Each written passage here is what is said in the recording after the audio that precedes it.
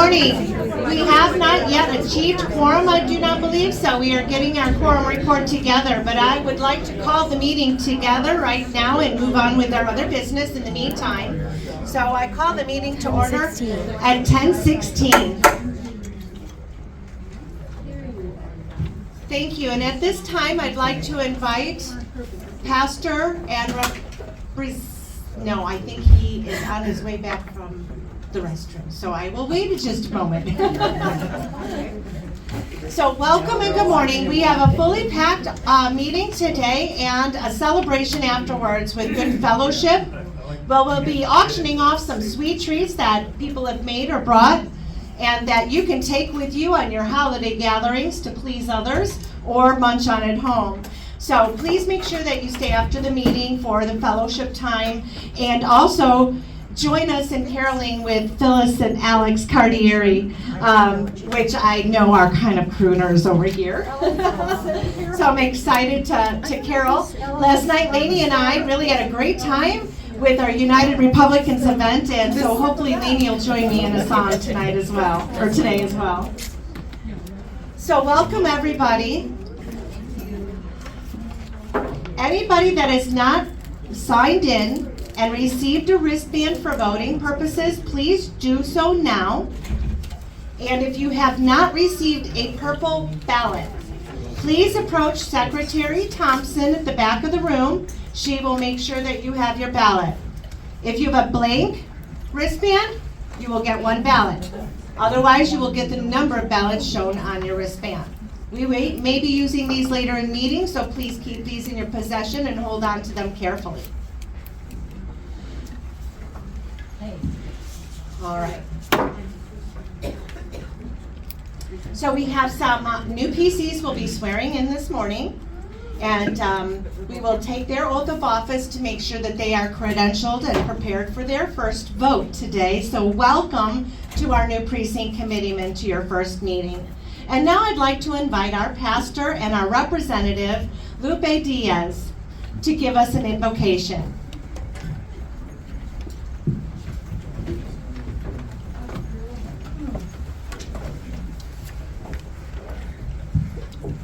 Well, good morning, everybody. You know, as we think about this time and season of the year, there's one scripture that comes to mind, and that's Isaiah chapter 9, verse 6. And it says, let's see, for unto us a child is born, unto us a son is given, and the government shall be upon his shoulder, and his name shall be called Wonderful, Counselor, the Mighty God, the Everlasting Father, the Prince of Peace. Of the increase of his government and peace there shall be no end. And upon the throne of David and upon his kingdom to order it, and to establish it with judgment and with justice from henceforth forever. The zeal of the Lord of hosts will perform this. And we find that Jesus preached the kingdom of heaven is near and here. And so as we get, as we work together to establish the kingdom, the government, just the order of society and the government that we work so hard to keep, we need to remember that it's the Lord Jesus who is the Son that is given. He is Lord. And we need to really follow his commandments and his laws and establish them everywhere we go. To honor marriage, to honor, to value our children, to honor a good work ethic. Those are all biblical principles that we need to stand on. And God is good to us. He is blessing us. And yes, we do have a battle that is going on around us, but we need to understand that he is always with us. He said that he'll never leave us or forsake us, and he will be here to strengthen us. So with that, let us pray. Father, we thank you for this day that you've given us, Lord. And Father, there's preparations made for your birthday and the birth of our Lord Jesus Christ. Father, as we prepare for this, Lord Father, let us remember that you gave us a kingdom to live in, to uphold, to defend, Father, to stand joyfully in. And we thank you, Lord Father, for all that you have done for us. Give us the strength that we need. Give us the wisdom, the words, the influence that we need to be able to see this thing through. In Jesus' name we pray. Amen. Amen. And now we will join Leroy Smith, our Sergeant at Arms, with the Pledge of Allegiance. Leroy? Leroy must have stepped out. So we will go ahead and begin. I pledge allegiance to the flag of the United States of America and to the republic for which it stands, one nation, under God, indivisible, with liberty and justice for all. For all. Amen.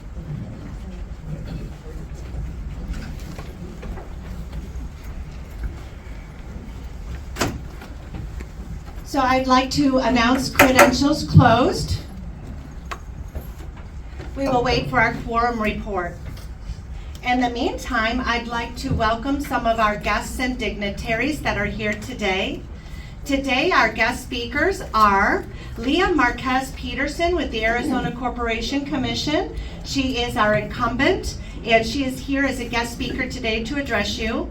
And also candidate James Gottlieb from Santa Cruz County Sheriff. They will be addressing you later in the meeting. Also, would like to welcome Cochise County Board of Supervisors, Tom Crosby. Thank you very much. Also, our representatives, Senator David Gowan, LD19, and Representative Lupe Diaz, LD19. I would also like to thank and welcome LD21 guests, Sylvia Rhodes Blakely and Alan Knight, who are our Santa and Mrs. Claus. I hope I haven't forgotten anybody in this room, and if I have, please forgive me. I think myself and my two ride or dies, Angie and Eileen, between us all, we've had 40 hours of sleep this whole week, and that's cumulative. And so now I would like to go ahead and announce our credentials. Lainey's going to put them on the board. This will help with our voting. For Cochise County, we have 5 in-person PCs and 4 proxies for a total of 9. For Pima County, we have 33 in-person, 6 by proxy for a total of 39. For Graham County, we have 1 in-person for a total of 1. Greenlee, 0. Santa Cruz County, we have 2 in-person, 0 proxies. We have a total of 41 PCs in person and 10 by proxy for a total of 51. We have achieved quorum status.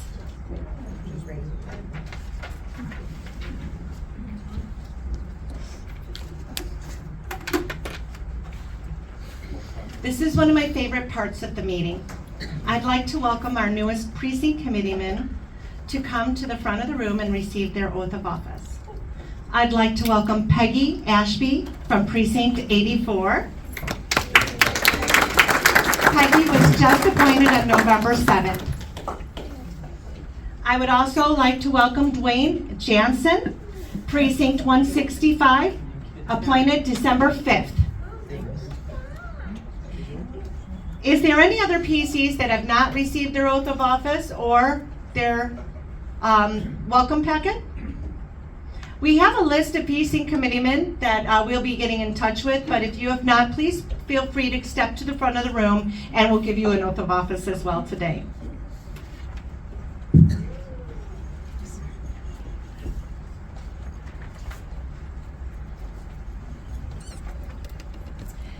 Peggy, will you raise your right hand and repeat after me, please?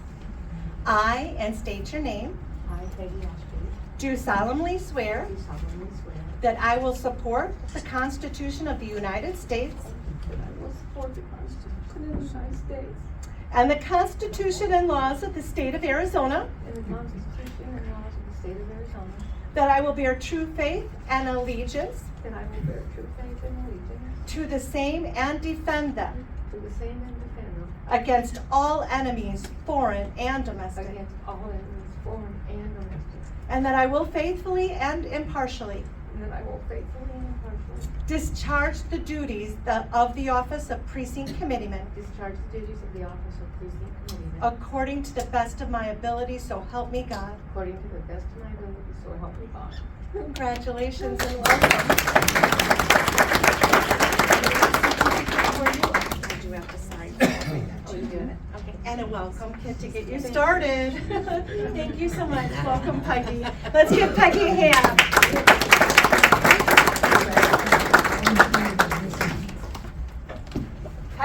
placing our first vote today.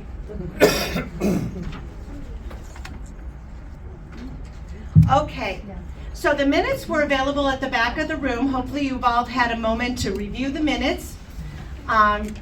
There is an amendment needed to the minutes. We do need to amend the date to 2023. We're getting ahead of ourselves there. So is there any other amendments to the minutes from October 14th of 2023?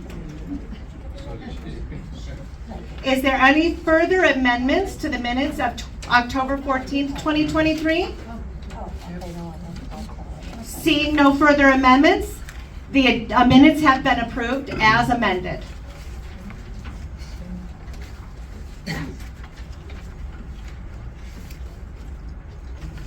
Now I would like to invite our Nominations Committee Chairman, Ron Brooks, who is also your fourth Vice Chairman, to present to you the Nominations Committee report. Thank you, Chairman.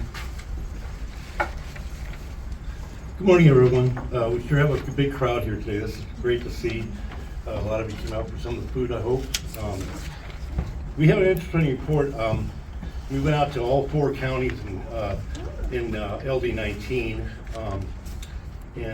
So, Madam Chairman, pursuant to Legislative District 19 bylaws, the AZLD19 nominee committee was established to manage and nominations of the process of December 9th, 2023, today, LD19 vacancy for election for first vice chairman of Arizona Legislative District 19 Republican Committee. On November 5th, hang on a second. This is a little short for me. Thanks. Okay. On November 5th, 2023, during electronic LD Executive Committee special meeting, District Chairman Caswell nominated the following members to the Legislative District 19 Nominations Committee. Second Vice Chair, LD19, Keith Alexander of Graham County. Third Vice Chairman, Suzanne Jenkins of Santa Cruz County. Fourth Vice Chairman, Ron Brooks of Cochise County. And LD19 Secretary Betty Thompson of Pima County. Ron Brooks from Cochise County was elected chairman of that committee. Also present was ex officio member, Madam Chairman Caswell, LD19 District Chair. Serving the secretary of the nomination committee is LD19 Secretary Betty Thompson. Our task was formally to inform Pima County, Cochise County, Graham County, Santa Cruz County, and Greeley County chairman of the LD19 first vice chair vacancy, to request they notify all respective precinct committeemen of the vacancy by email and include the flyer with details and for submissions.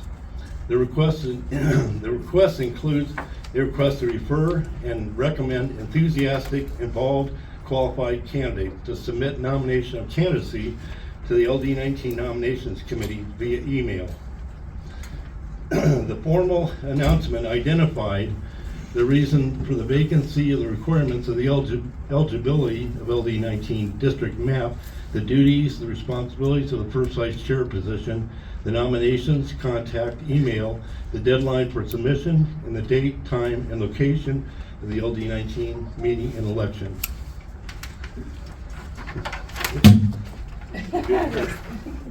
My gavel. Oh, that's your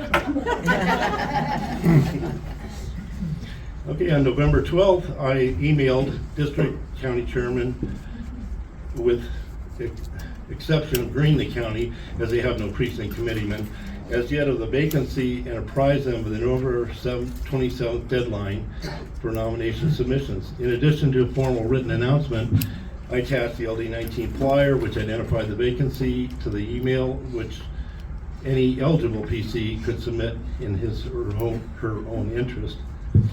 The nominations received include resumes, biography were sent with a call to meeting to allow LD19 precinct committeemen proper notice of announcement candidates. The ballot was prepared in alphabetical order as of November 27th, 2023. The nominations committee received 1 nomination via the nominations committee emails before the deadline. Deborah Luden from Pima County, of whom met the requirements for the position of first vice chair with LD19, was the only submission. Thank you, Eileen Wilson, for that. On November 27th, I presented a verbal report to Madam Chair and the Nominations Committee members. The Nominations Committee produced paper ballots which contained the name and nominee received as of midnight, November 27th, 2023, along with separate lines for possible nominee from the floor. Madam Chairman, this conducts my Nominations Committee report. Thank you. Good job, Ron. This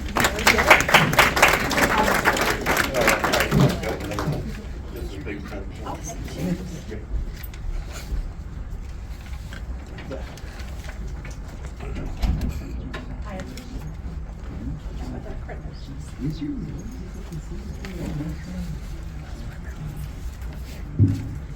I would like to thank Chairman Ron Brooks for an excellent job running those meetings and keeping us on task.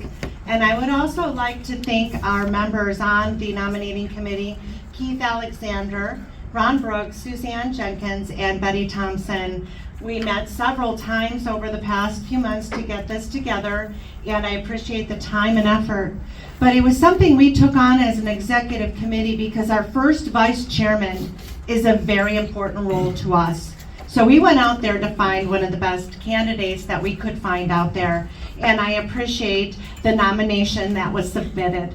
And so I'm very grateful that we have an opportunity to host this election today. So I accept that nomination, and now I will move into nominations from the floor for the first vice chairman vacancy election. And now I open nominations from the floor for the first vice chairman. Are there any nominations from the floor? Are there any nominations for the floor for first vice chairman? Are there any floor nominations for first vice chairman? Nominations are now closed. Now we have one announced candidate, and I'd like to invite Deborah Luden to come and give a 3-minute address to the committee.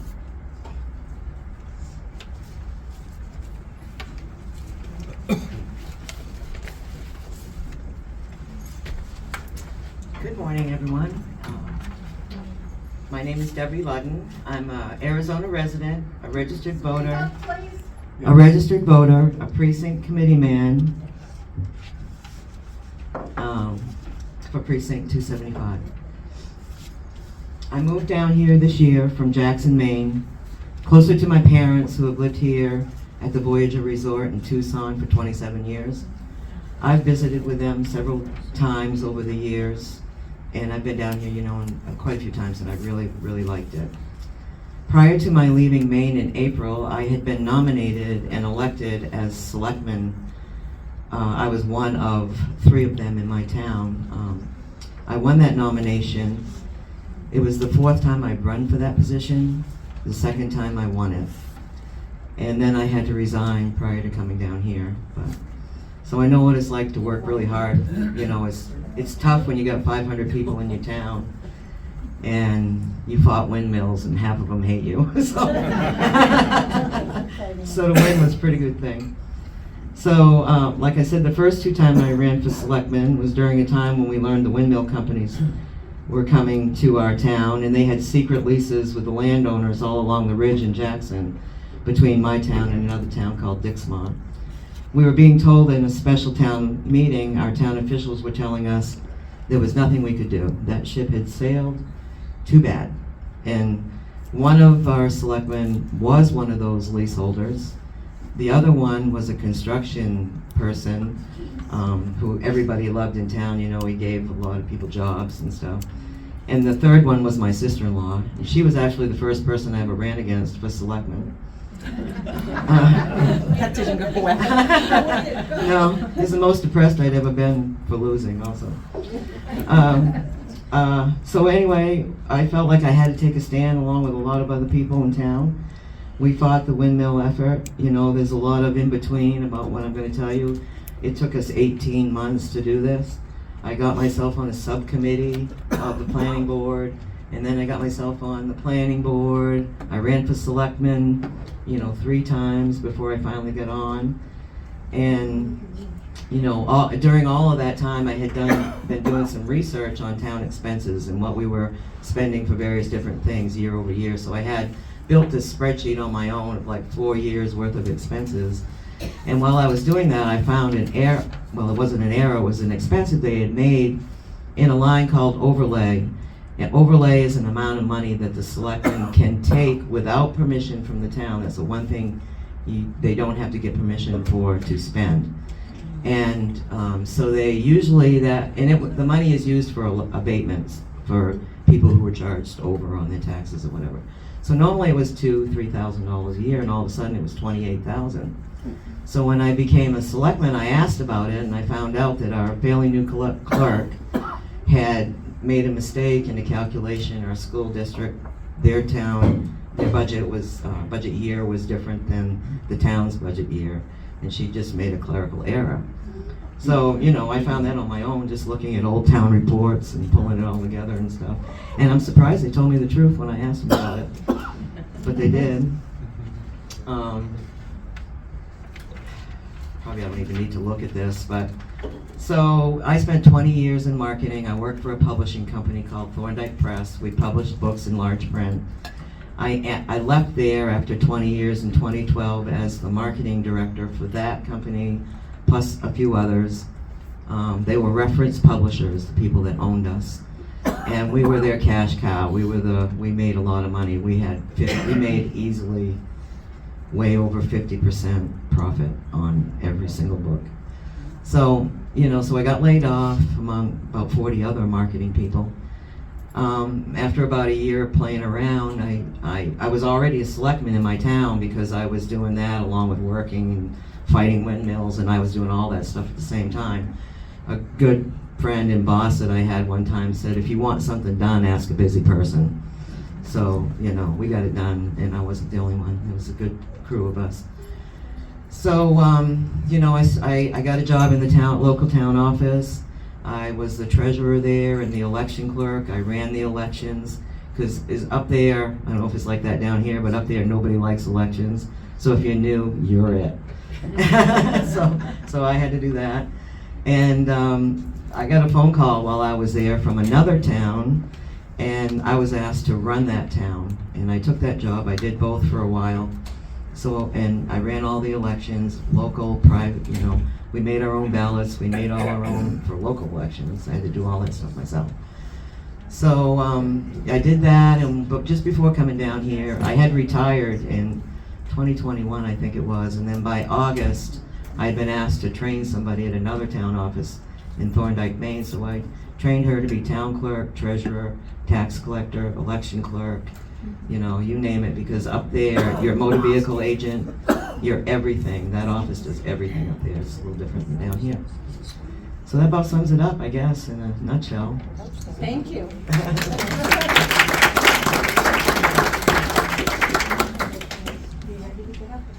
Okay.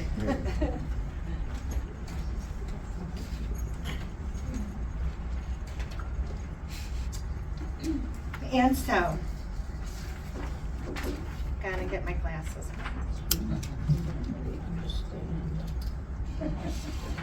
Legislative District 19 bylaws. Section C on page 5 of 14 under Article 4 nominations, elections, and voting.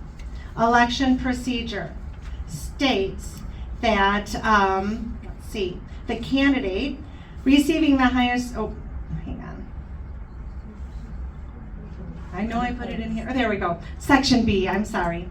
Voting shall be conducted by a secret ballot, except when only one nominee is being considered for an office, in which case the election may be made by acclamation. And so, at this time, yes, Eileen, I'd like to recognize you. I'd like to move that motion by acclamation that we elect Deborah Luden as our first vice chair. Do we have a second? Second. Several seconds.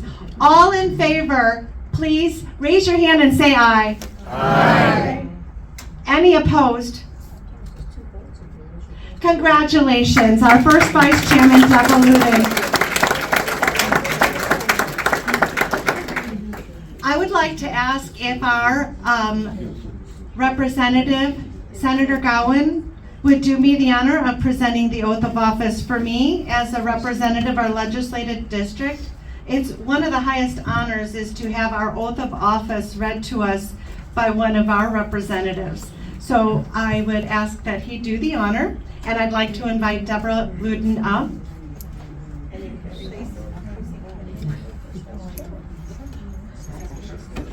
I can remember.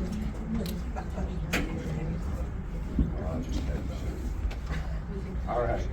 There's a loyalty oath of office for first vice chair. So state after me. I, Deborah Ludden, Do solemnly swear do solemnly swear that I will support that I will support the Constitution of the United States the Constitution of the United States and the Constitution of the laws of the state of Arizona. and the Constitution of the laws of the state of Arizona, That I will bear true faith and allegiance that I will bear true faith and allegiance to the same and defend them against all enemies, to the same and defend them against all enemies, foreign and domestic. foreign and domestic, And that I will faithfully and impartially and that I will faithfully and impartially discharge the duties of the office discharge the duties of the office of of First Vice Chair, according to the best of my ability, so help me God. according to the best of my abilities, so help me God.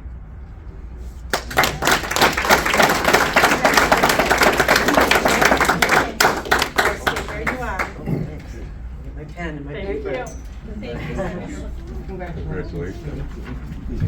Congratulations, we now have a fully functioning board again, and that is great news for 2024. Last night we had a great opportunity. We were celebrating It's a Wonderful Life, and the best is yet to come, and I truly do believe the best is yet to come.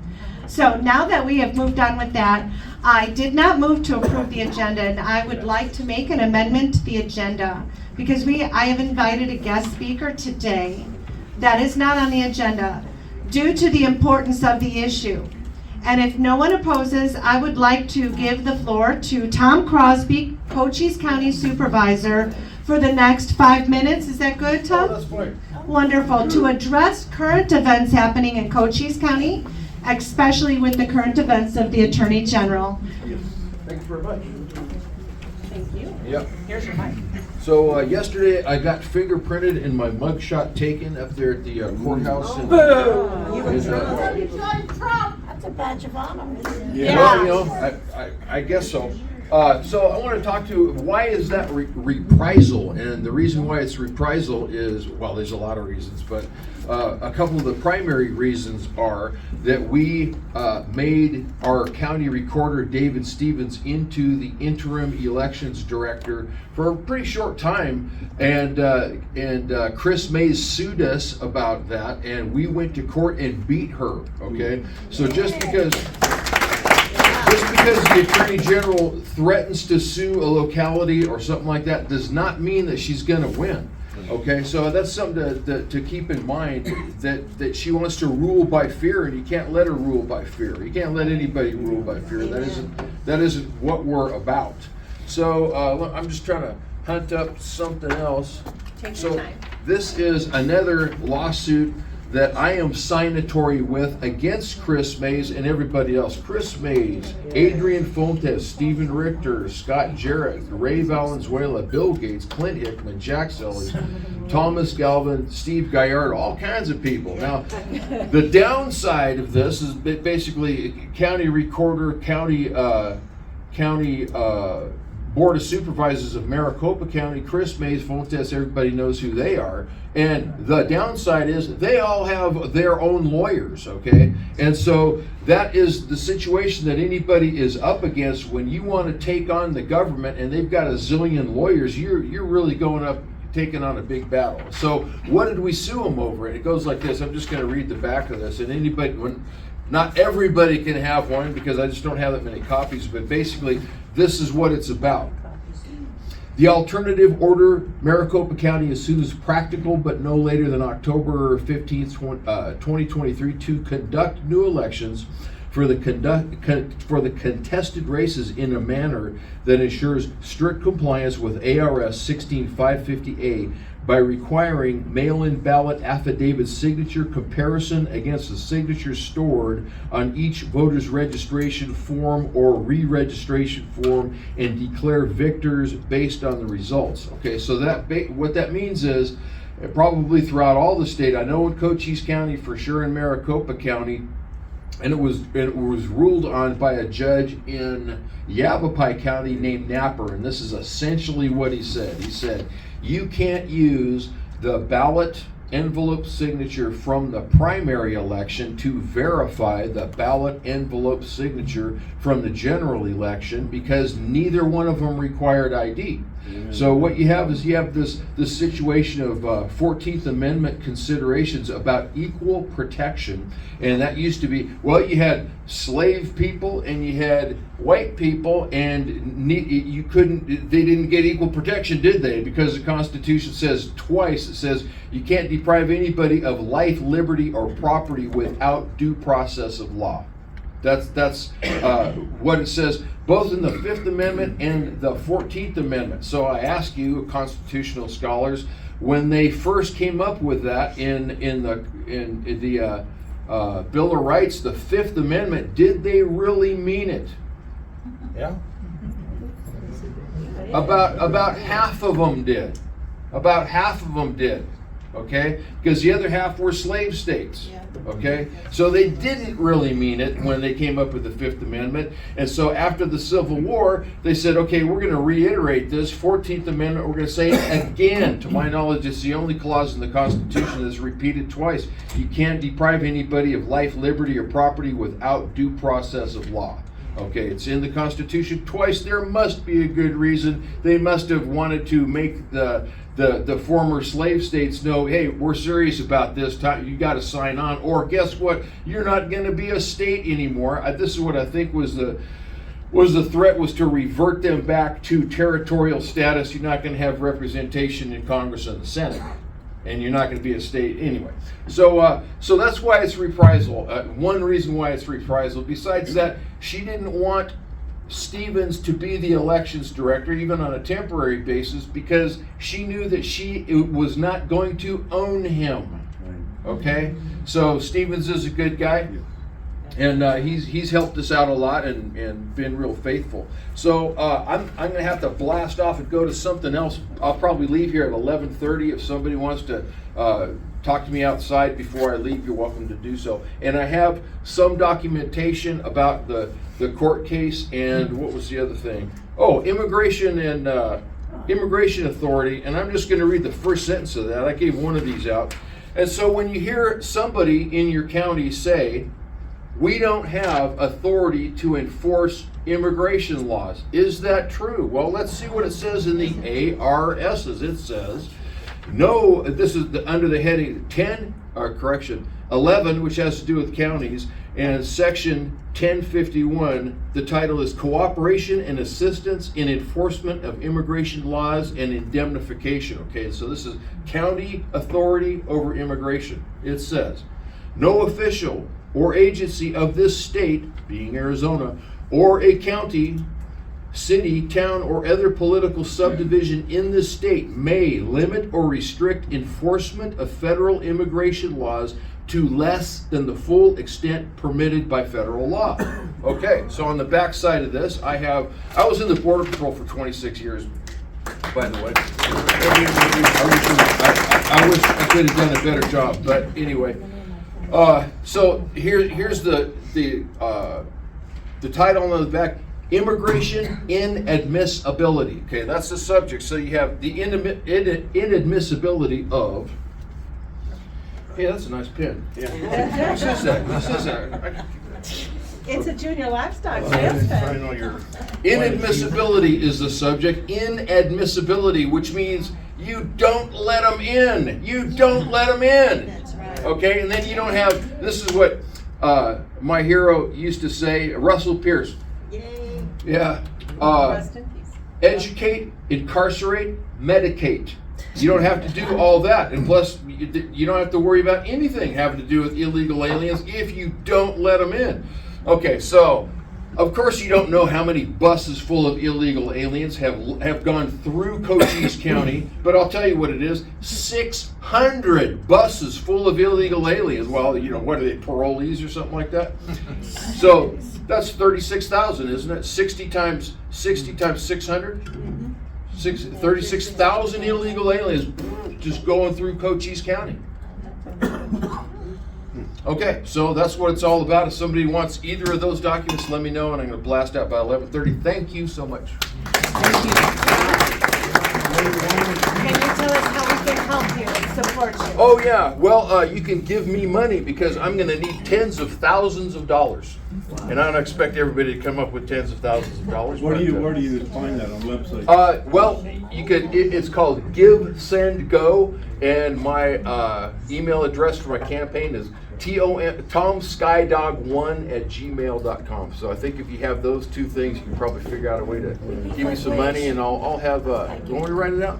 TOMSKY1@gmail.com, and the fund company is called Give, Send, Go. Thank you, Tom Crosby. Thank you for finding. Thank you very much.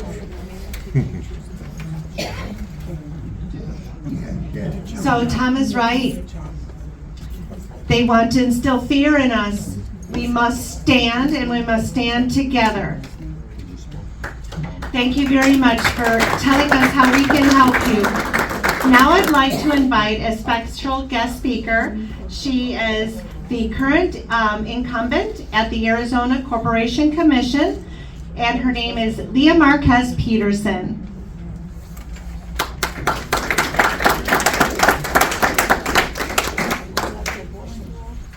Thank you. Well, good morning, everybody. It's great to see you, see so many folks that I know in the room. Again, my name is Leah Marquez Peterson. I've been serving on the Corporation Commission for almost 4 years now, and wanted to tell you a little bit about myself, because I think I have 10 minutes or so, right, Cheryl? You have 15. 15 minutes. Okay, a little bit about myself, and then I'll talk about the commission and some current events before us.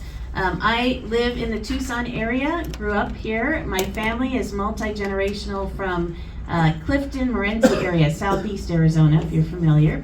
And I'm the only commissioner based outside of Maricopa County. I'm also the only candidate running from outside Maricopa County. So I think it's really important that we have representation on the commission from various counties around the state. I am a small business owner, entrepreneur for many decades, owned a chain of gas stations and convenience stores in Tucson. I had 6 locations, about 50 employees. I had a business brokerage firm, but I ran the Tucson Hispanic Chamber for almost 10 years, and that's where I know several folks here in the room. It was a very interesting, very motivating position in that we got very involved in advocacy. So we got involved in representing small business advocacy issues at the local, the state, the federal level, and that's really what led me to be appointed to the commission to replace Andy Tobin back in 2019, if you remember Andy. Who is a good friend. So once I got appointed, I had to run right away for election to the seat, to the commission. So let me explain a little bit then, what is the commission? Hopefully you've all heard of it. I believe Kevin Thompson and Nick Myers have spoken to this group in the past. Good. Great guys. I serve with them now. They're not up for re-election. They just won their cycle. But the Corporation Commission regulates the private investor-owned utilities in electricity, water, gas, wastewater. We manage railroad and pipeline safety. We incorporate all the businesses in the state. So if you're a small business owner here in the room, you came through our commission website, and we tackle securities fraud. So there's a lot of different issues. We have limited jurisdiction on telecommunications. So think of us as kind of the infrastructure organization throughout the state. We are statewide and we're elected. If you're familiar with commissions, perhaps you lived in another state, there's a commission in every state across the nation. Most are appointed by their governor, but 7 of us are elected in our states. We are constitutionally created, and that means that's a big deal. That means that we have different powers and changes that we can make because we're constitutionally created versus waiting for the governor's action, which we're lucky in this point since the governor is Katie Hobbs. One of the things that's really important is our cycle is 2 seats, which were Kevin Thompson and Nick Myers. Hopefully you supported them last go round. And this time we have 3 seats open. I'm the only incumbent Republican running. There are several other people running, but you can sign 3 petitions. You can donate hopefully $5 to our clean elections campaigns. And you can do that for 3 commission candidates. Why are we running clean elections? Because the utilities in the past got involved in the commission, and there was corruption, and there was involvement in the campaigns. So in order to keep them out, we've set a code of ethics that they cannot, and we cannot accept utility funding or funding from employees, but we're also ensuring that by running clean elections, which is a $5 contribution. So I really hope you'll consider that. Why is it important that the 3 seats, which are now held by myself, Jim O'Connor, who's not running for re-election, and Anna Tovar, who's the Democrat, why is it important that all 3 become Republican? Is because we are constantly defending our state, the state of energy in Arizona, against Green New Deal policies, against California influences.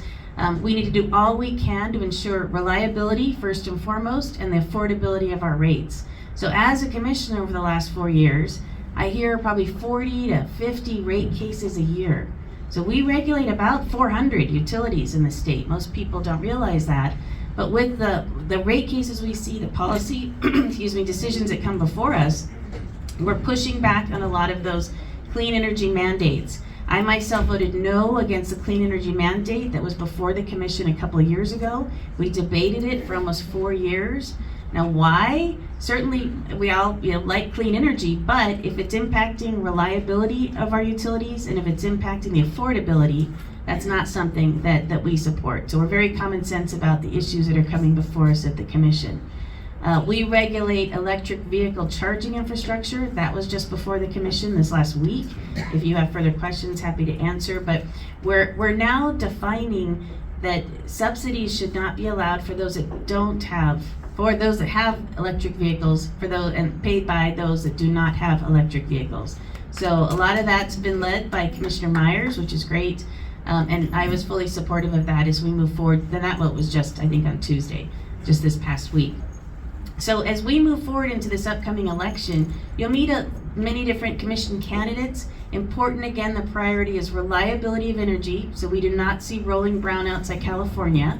Why are they having rolling brownouts? Because they're making a decision to have a clean energy change immediately, regardless of, the solar doesn't work at night or some of the different resources that they've eliminated. And I see Barbara nodding back there from in California.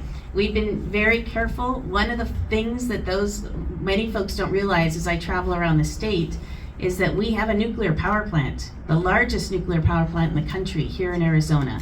It's in the west side of Phoenix, provides about 35% of our energy. I'm very pro-nuclear. I serve on nuclear task force at the national level. There's a lot of talk about small modular nuclear reactors or advanced nuclear.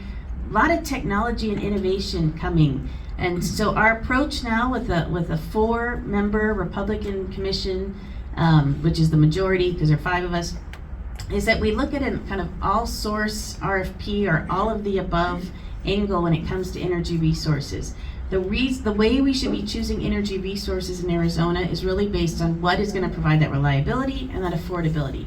So if you were to watch our agendas, which are packed, maybe some 40 to 50 items every agenda, you're going to see us approving solar, battery, or natural gas peaker plants, or various things that make sense throughout the state when it makes sense in terms of reliability and affordability. And that's why we need a majority or all Republican commission. We need signatures, and because we're statewide, we need 9,000 with the buffer. So that's quite a bit. I'm going to pass mine around to be obnoxious, so sorry, but I do need so many signatures, and it's by county. So I've got a special one for Keith, because you're the one here from Graham, right? But I've got co-chiefs, Pima County. I've got other positions with me. I also have a website, which is voteforlea.com, voteforlea.com. If you go on that website, you can donate the $5 through the system, or I have paper forms, whatever is best for you. But we need about 2,000 $5 donations so we can qualify for state funding, which comes from criminal fines. And then we'll have some money to spend on palm cards and signs and various things. But really would appreciate your support. Again, it's voteforleah.com. I also want to offer up, because I know we've got many counties represented here in the room, if you are a member of Kiwanis, a Rotary Group, a Lions Club, any organizations that are looking for public speakers, I volunteer.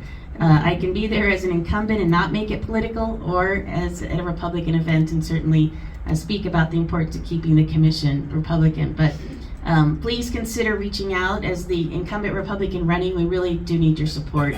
And again, you can sign 3 commission petitions and you can donate to 3 candidates that are Republican running as clean elections. And I'm happy to answer any questions if I still have a few minutes. Yes, sir. Yeah, I used to buy and sell electricity on the West Coast here. Yeah. The most expensive electricity you can buy is green energy. Okay. There's state mandatory things for the power companies to buy a certain amount of that. I would hope that you could curtail that until it becomes affordable, because it's getting very expensive. We're going from coal to gas turbines, which is even more expensive. Yeah. They like the idea that it comes on fast, but the thing is, it's very expensive. And right now, for me, in my area, it's very expensive electricity. So, and it's a good point. So speaking of Chris Mays, because I know the supervisor spoke about her earlier, she's a former commissioner. And in 2006, when she served on the commission, they set the mandate for renewable energy at 15% of our electric resource. What's that mean? Translated, that means she forced the utilities, those on the commission at the time, to buy up to 15%, regardless of the cost, of solar energy. Just for APS customers, which is the big utility up in Phoenix, that's a $1.25 billion subsidy for renewable energy because that vote was made in 2006. So the decisions we're making at the commission are vitally important and impact families and businesses throughout the state. To that point, solar costs have dropped. We have some wind. We don't have much wind in Arizona, though, primarily procured from New Mexico, if you're familiar with that. Someone mentioned windmills. But we aren't seeing much of that in the state of Arizona. And we are seeing natural gas as the utilities have made the decision to close their coal plants. I get asked that a lot, especially if I'm in Springerville or up north. What's going on with the coal plants? We, the commission, did not mandate the closure of the coal plants. The utilities have decided, with the federal heavy regulation and EPA regulation, the rules they are putting on those coal plants has not made it affordable to continue operating them after a certain period of time. So 2031, 2032, you see TEP and APS exiting coal. Well, coal is what keeps the energy running at night in different places when solar is not working and others. So you've seen a number of improvements on natural gas plants that we've approved throughout the state. I myself am serving on a gas electric alignment board. Now it sounds kind of wonky, but it's how do we coordinate that shift and change as we see coal reduce throughout Arizona and throughout the nation, and how we see natural gas increasing. But so lots of shifts happening. There's lots of innovation and new technology that's being made, and a lot of that is being driven by the utilities and based on what's affordable and keeping that reliability key, because that's a priority for their commissioners. nuclear. Yes, yeah, nuclear, yes. Yes, sir. Earlier you had mentioned modular, scalable nuclear. What's the problem with integrating them and retrofitting the coal plants where you already have the infrastructure and your power grid? And that's a great point. So he's asking, if you couldn't hear, what about integrating those small modular nuclear reactors at our existing coal plant? And that's exactly what we're investigating, we're looking at. Right now, it's not cost efficient yet.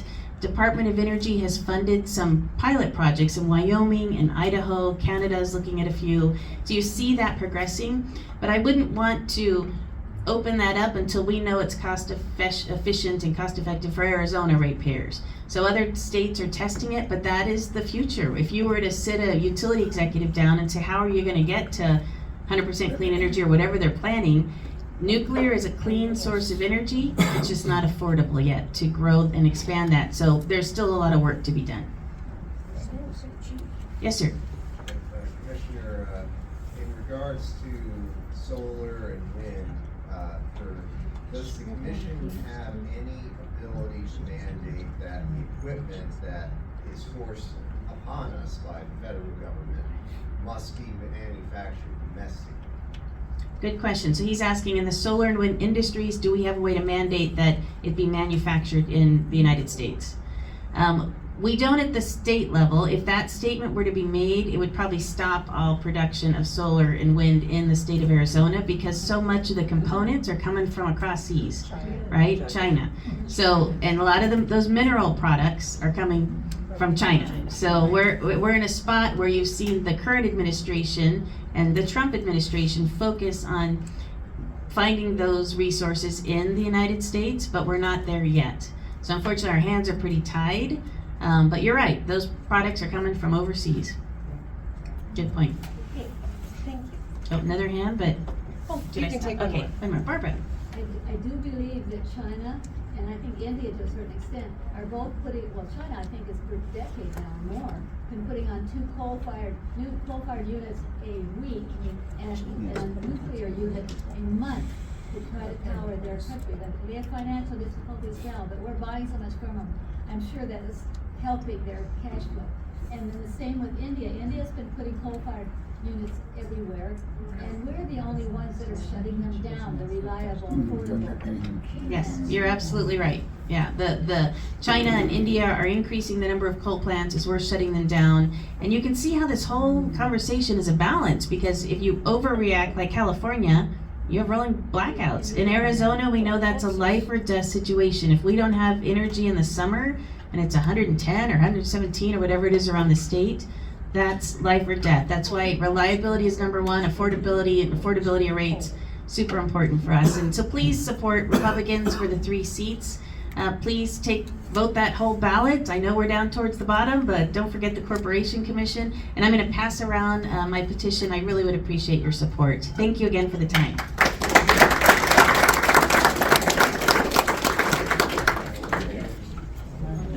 Thank you, and remember to watch the heading on the petitions being passed so that you're signing for the proper county. If you're outside of Pima, each county has their own sheet.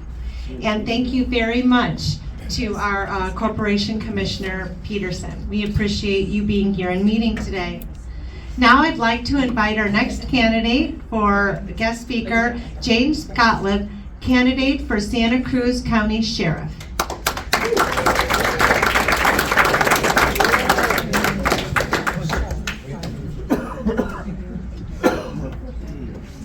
Good morning. Thanks for having me. My name's James Gottlieb, running for Santa Cruz County Sheriff. We can raise you. No, that's okay. My stance is pretty simple. We have a border issue. Our sheriff is failing, our state is failing, and our federal government is failing. And multiple of the candidates have made multiple comments that it is not the sheriff's job. Well, as we heard just a little while ago, yes it is. It is definitely the sheriff's job. We swear an oath to the Constitution of the United States and the Constitution of the state of Arizona. So the border is definitely the sheriff's job. The issue with Santa Cruz County is we don't have very many officers. So I will also be fighting the board on getting the funds to get officers and more vehicles.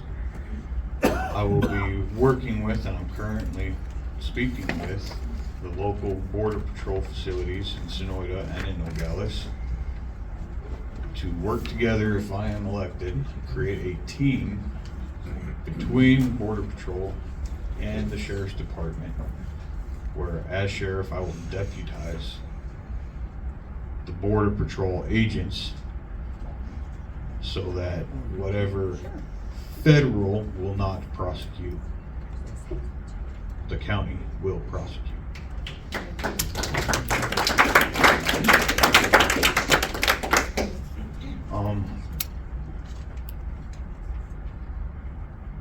I was at the Republican Roundup, and I got to meet Sheriff Mack, who also endorses me as sheriff.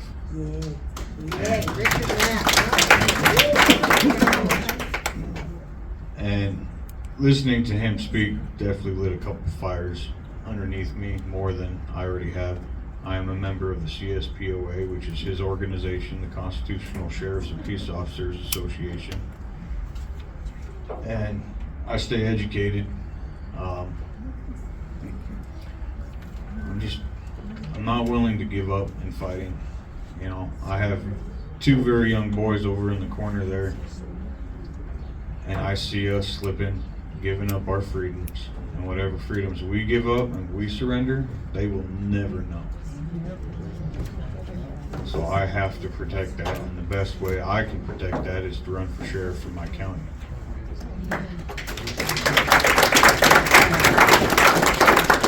Currently, there is a lot of illegal activity from the federal government, as many of you may know, workings with the ATF, with illegal firearm bans on AR bump stocks.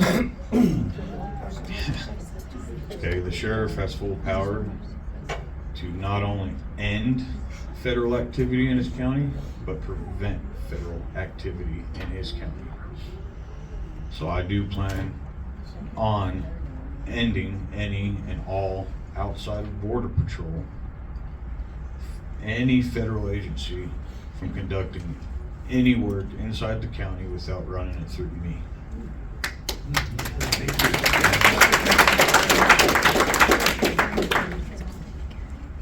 So I've had a lot of struggle with this.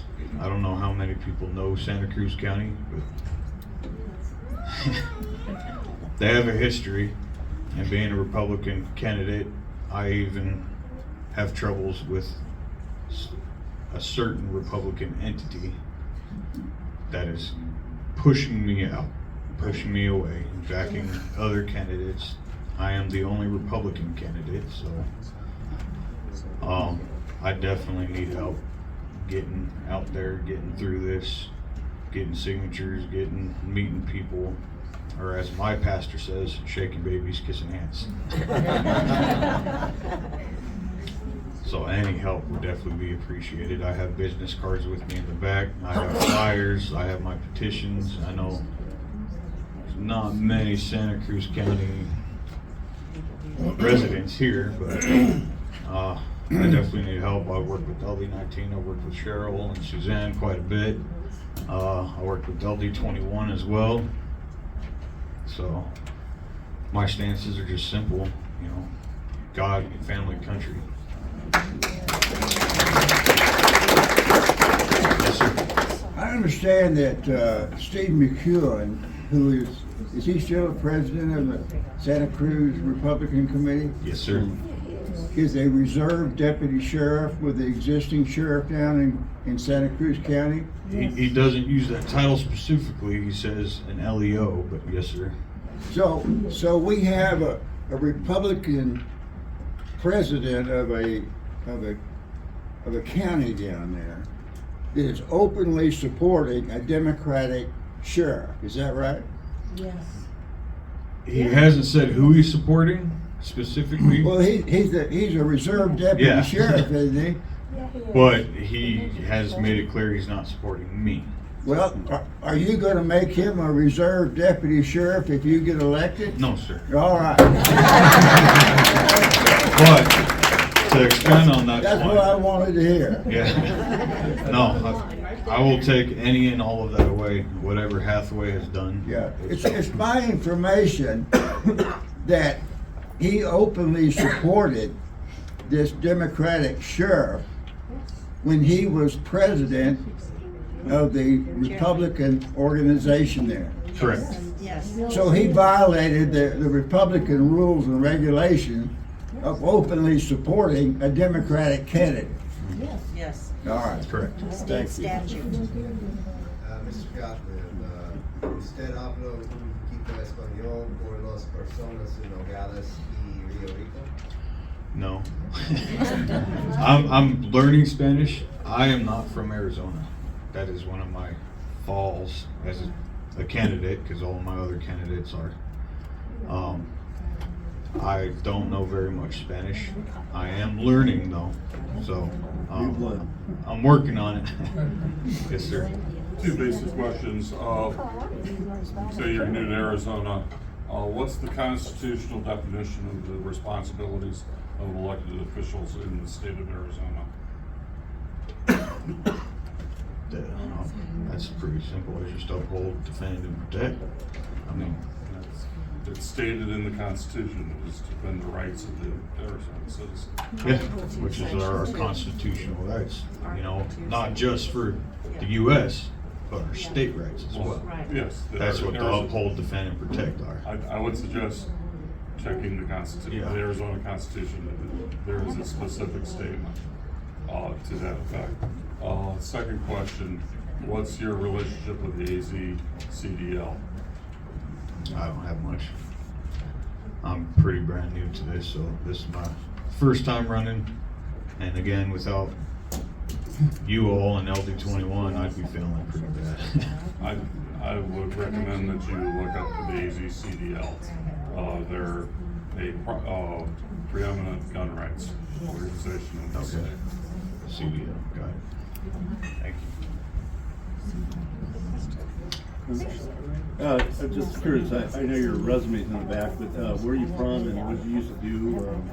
Oh, yeah, so I'm born in Utah. I don't remember it. We moved when I was 3, thank God. Spent the rest of my life in Colorado, and I had to flee Colorado. It's mini California. So we chose the state of Arizona because of how right it was. We definitely need to get back to that point. I have spent most of my life in facility services management. So I am the current quality control manager for FSI on Fort Huachuca. I have no law enforcement experience, but it's pretty simple to read and understand the Constitution. Our candidates who have experience have shown over and over and over again that experience does not make you a good sheriff. So,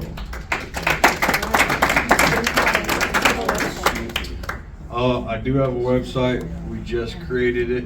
It's just James Gottlieb for Sheriff. I have all of this on my business cards in the back. I have Facebook, everything.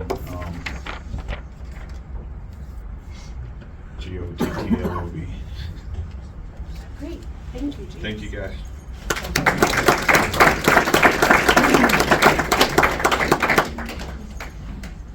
So, we are all called for such a time as this.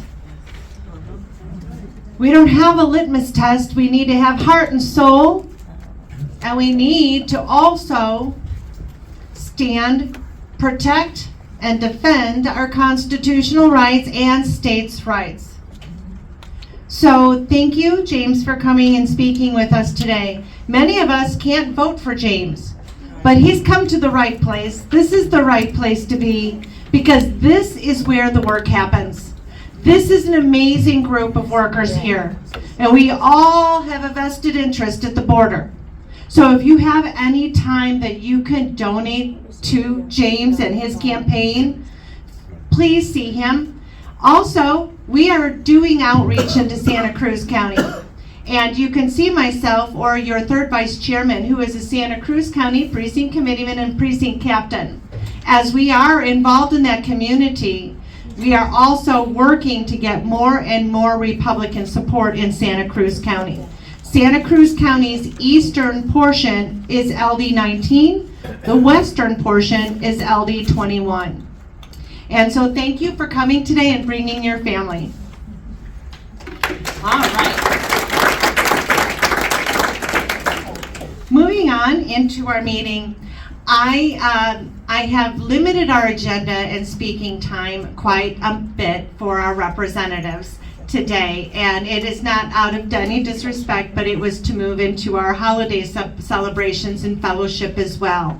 So I'd like to give the next 5 minutes to our state senator David Gowan as he's presenting, as he's preparing for the next legislative session. He can tell us what to expect and what's upcoming. And thank you, Senator Gowan.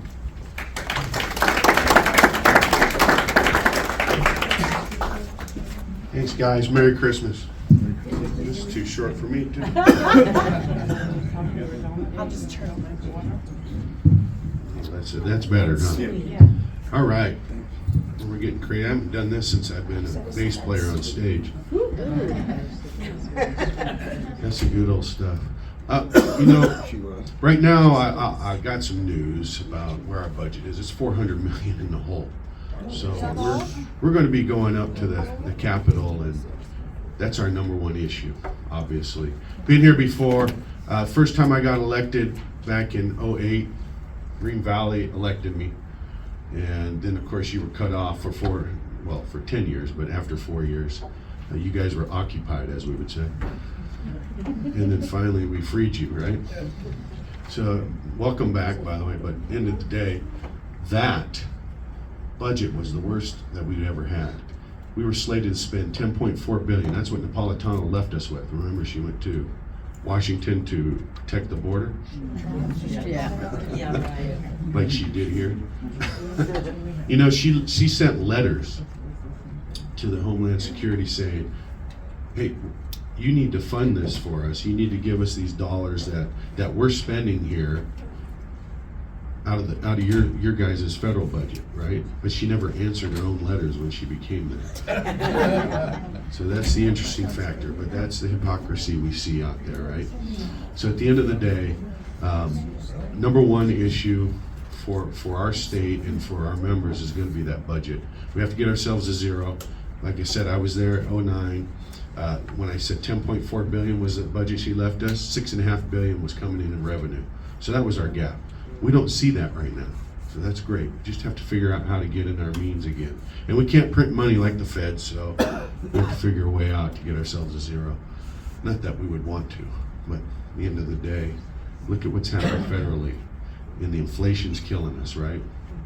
So we need to get ourselves under control so that doesn't happen to our own state. I have, what I'm going to concentrate on is the ASH, Arizona State Hospital. So some of the mental illness, I'm going to start working on that heavily up there. I had a bill last year to affect that, but we couldn't get agreement. So this year I'm really going to hit that pretty heavily. Try to reopen it to a point of where we can get some of these people who are on the street, off the street. It's good for them, it's good for the public, and we can get them some care, right? So that's a major issue of mine. There's several areas there, even in the court side. So I've spoken with the courts on that area and trying to fix that. They have a law we've given to them that says if somebody is mentally disabled, and they can't go to trial, they can't stand trial, they have to put them somewhere. And we don't have that spot open anymore and it's a shall. So come January 1, when they make a ruling, it says shall put him here, there is no here. So we have to go up there and fix that just as well, pretty quickly. And we need to be able to get that back in order, right? I have a childhood friend, like a brother. I met him when I was 5, he was 4. We became about 20, 21, schizophrenia came on him. So he's schizophrenic, and as I got into this side of the realm of healthcare, those were the areas that I started focusing on, and then I started to see it everywhere once I started working on it at the Capitol. I tried it when the Brewer administration was up there, but I just couldn't get any movement there. And then the Ducey one, couldn't get the Ducey administration to move at the end, but it was right at the end. So I even did it this year, and I couldn't get this governor. But we are meeting with her, not the governor, but her underlings, come this next week, and we're talking about this, and it's pretty heavy pressure because it's been in the paper a lot. So, and it seems to be a bipartisan situation now. So I think we're going to get something moving this year, and that's going to be the big one for me, is trying to get that done. One last thing, I know I got 5 minutes, probably at my 5, but when we talk about the border situation, I just went back to, what FAIR is? That's the group out there in DC that helps us, gives us our numbers, tells us the truth about what's happening at the border when you hear all this other stuff on the side. I went out there to DC a month ago, and I got to speak. I didn't know the press was going to pick this all up, but it went out pretty heavily. We got to hammer away about what's happening at our border. And I'm just telling you now, a lot of people don't know. You think they would. You think that after the news has been pounding away and away, they still don't know what's happening down here at this border. So they had us there so we go speak to our congressman, and I did, but I told them, I said, why am I speaking to our congressman? They know. Why aren't we speaking to the interior congressman? And so I planted that in their head, and we're looking to do something more than to just talk to our own. And I was with Texas, so we go speak to Texas guys too. We both know what's happening on this border, especially ground zero, right? Cochise County is ground zero. We have a great sheriff there that, without him, defending that, compared to the Border Patrol, they want to do it. You know, Tom was in the Border Patrol. He's always been a patriot, wanting to do it. His fellow guys had, but guess what? The hierarchy doesn't let them. And so what do? They used to place them in what I could call Gestapo, right? Or Checkpoint Charlie. So, you know, you have the checkpoints to go north. Every time I go north, I have to cross that checkpoint. Now, right now, it's been shut down. And I can only imagine, it opens up again when it gets really hot and heavy with the press. They open it right back up. But most of these guys are up here babysitting. And then, like Tom was talking about, those buses coming, they're releasing because they're overflowing. And they're releasing right back at ground zero, and then they just come right back up through. But what we all know down here, especially with the vehicles that shoot across, you know, you get people from all over the country that come in because they have these apps that they get here, and they plug them in. They say, hey, come make several $1,000s to pick up these illegal aliens, right?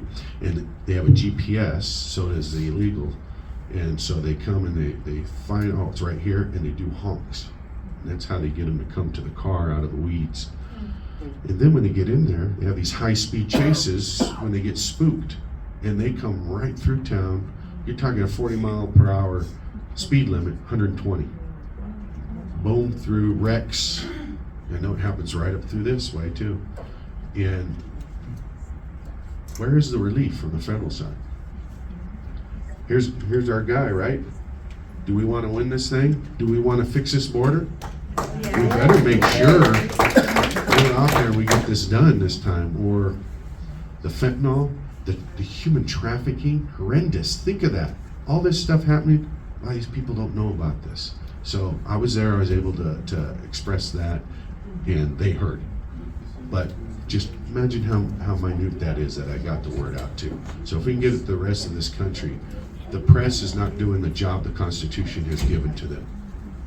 And they should be the mouthpiece for us. But at any rate, we're going to go up, we're going to fix the budget. That's the way I look at it, or we're not leaving. But we got to leave, or the other side could win. So we're like in a conundrum. So we're going to fight as hard as we can. Remember, we're at 16 out of 30 senators, and we're 31 out of 60 House members. So we're right on the edge, but we're going to fight. I think the House looks good to me. Just, it looks like we can do some pickups. We can lose one, and we can be 15-15. So we really have to fight for Shauna Bullock, who's up that way. That's the biggest swing district we have. So we'll need help that way. If you guys think about giving help other than right here, boom, I'd hit that district. I think it's District 2. So with that, thank you guys. God bless you. And Merry Christmas.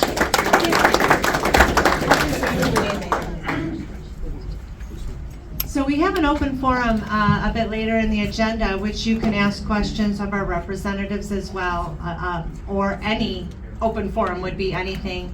Before I introduce our other representative in the House today, Lupe Diaz, I have a message from Gail Griffin to address with you today. So Gail is currently our CD6 also member at large at the Republican Party of Arizona. And both of us represent your CD6 as members at large. Today I was unable to attend that meeting, as I also serve as your chairman, and because this election was very important to our community. So Gail is representing us up at the currently up at the state meeting. Well, we were called this week, and EZAZ had asked me to accept an award for our legislative district and for you, for the precinct committeeman, for the work that you did as grassroots. So Gail Griffin is currently going to go over there and accept that award for our legislative district PCs. Congratulations on that award. But she did send a message, so I did tell her I would read it. It's very brief. She said she will be in Nevada next week for a big Colorado River conference. 7 states will be represented there. And she wishes you a wonderful and happy holiday and wonderful Christmas with family and friends. Remember the reason for the season. We are blessed. Merry Christmas and a safe, healthy, and prosperous New Year. She asked me to extend those wishes to you. The last time I saw Gail, she presented me with a handout. You know Gail likes to have Representative Griffin, I'm sorry, she's a friend as well. She always has our colored paper distributions. So she created a nice orange paper, and this is very important for you to reread. This is regarding the communist agenda back in the 70s, and it will shock you as to how much of this has been implemented today. So thank you to our Representative Griffin for sending that along. And now for Representative AZLD19, Lupe Diaz.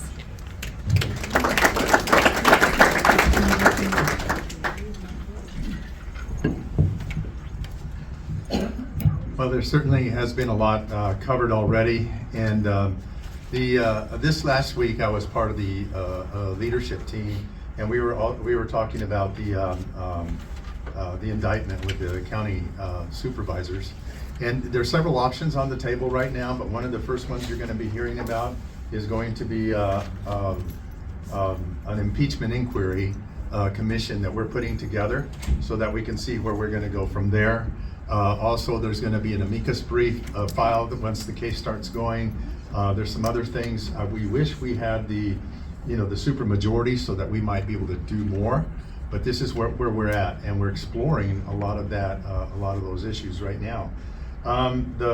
Some of you, we get border briefs almost every week, and right now the last one that we heard was that in the last 26 months there have been 23 deaths in that narrow corridor in Cochise County.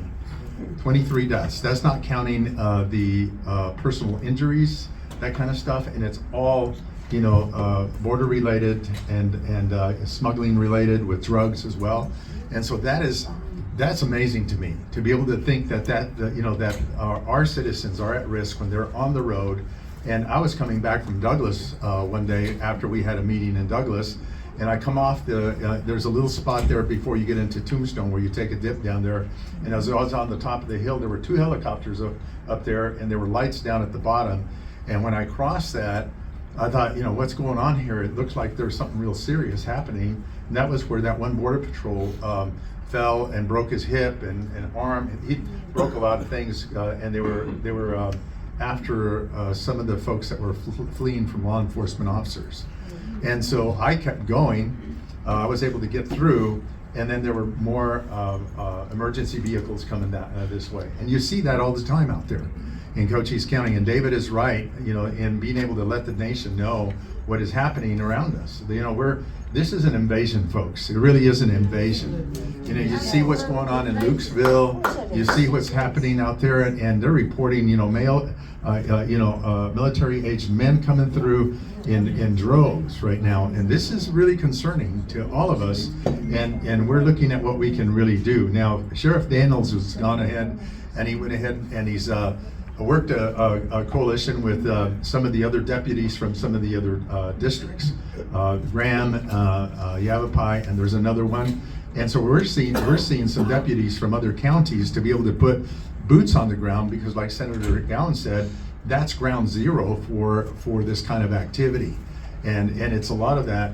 I have a bill on flight from law enforcement officers right now, and it's critical to have that in place, so that we might, so that our prosecuting attorney and judge can use this, so that they might be able to prosecute more with some real teeth in it. part of the, and I'm gonna have to work with Democrats on this one to get it passed, folks. I'm gonna have to do that, and, you know, and I know that a lot of times when we do that, we get called rhinos and that kind of stuff, but we need this legislation. We really do need it. So, we've had there was a case, 140 miles an hour from Douglas to Bisbee, this one, and the sheriff have told us, we're pursuing them. They're going 140 miles an hour, and the question is, why don't we just pull back? Because they won't slow down. Now that's going to be on the sheriff if somebody gets hurt up ahead, and they know that is taking place. So you know, and so they're pursuing. This man hit the roundabout there in Bisbee at 65 miles an hour and rolled the car, killed 2 people. And this is the William Brown case there in Bisbee. He got 2 life sentences without parole. You know, and we're trying to give him some teeth, okay? That's what we're trying to do. So I get a call from the defense attorney, the Cochise County defense attorney's investigator, and says, don't you think that is too harsh to go ahead and sentence a 28-year-old person? You know, he should just only get 10 years. You know, and I'm thinking, I'm sorry, you're on the wrong side of the issue on this thing. I said, I'm running a bill so that we can, you know, really put some teeth behind this. Good. And so he didn't like that. So we're looking at that. There was a couple of other things that some of you are very concerned about, and that was brought up earlier, is the foreign entities doing business here in Arizona. I have 2 bills right now. One of them is going to be a procurement. It's a procurement bill, and we're going to have to really work through the weeds on this one, because this one is really we want to stop hostile foreign entities. These are enemies of the United States from purchasing land, doing any kind of business here in Arizona. We're taking it up a step higher, and that's a procurement bill which will stop them from using any products from China and all China, North Korea, but basically China, because we get a lot of that. And I know that we're going to get people like Toyota, Apple out of the woodwork. They're going to come out in droves on this one. I was in Elfrida, and we were talking about solar farms. And I don't agree with solar farms. I don't agree with that green energy. But I attend these things because I want to be in the lion's den when this kind of stuff happens. So I was talking to the CEO about this 360 acres of solar panels out there, which will just kill that land, by the way. It'll just kill it. So on top of that, there was 12 acres of batteries that they had to store electricity. My first question to him was, where did you get these batteries? And then he starts hemming and hawing, and he says, well, I couldn't buy them in the United States. He says, we went to China to get them. So this bill will go ahead and prevent businesses from buying any state agency from buying from. We can't control the free market, but it's any state agency from buying any kind of any product from hostile nations. I mean, we got a list of hostile nations as well, so we're looking at that one. Representative Senator Gowan just talked about the budget. We're looking at budget right now. We're looking at we're going to have to cut back, which is great because it won't get us in trouble, and we'll be able to. We want to get in there and we want to get out, because the sooner that we do that, the less damage we can do. So we want to be able to do that. The other, let's see. So I do want to let you know, you all know the fight that we're involved in right now. And I want to the fight that we're in right now is not necessarily Democrat and Republican, and it is. I mean, that's the battle right there. But we have to go beyond that and look at what's motivating a lot of this. We're moving into this secular society that makes government become God, because they're not answerable to anyone higher than themselves. We need to understand that. And so one of the things we find is that You know, Chris Mays, with what was happening with the county supervisors, she waited a full year before she brought the indictment in, because now we're going into an election year. And so the timing was everything, okay? The other thing that Katie Hobbs just did, and I just read it in the news yesterday, is that she is now in support of the referendum for the abortion issue here in Arizona. Folks, you're going to hear that. That's coming through. And the reason that they're doing that is so that they can get the vote out. They want to get the, they want to get the liberals, the liberal Democrats, and also the independents. They want to get the independents out.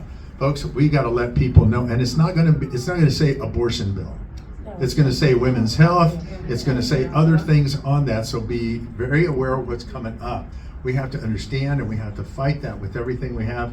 A lot of people won't understand that. They will think that it's good for women, but what about the women babies? Nobody mentions the women babies. So with that, I think I'll go ahead and stop there. There's a lot to say about the election. There's a lot to say about a lot of different things. If you have any questions about anything, just grab a hold of me after the meeting. I'm talking to one already. She says, I need to talk to you about the way you're voting. I said, okay. Thank you.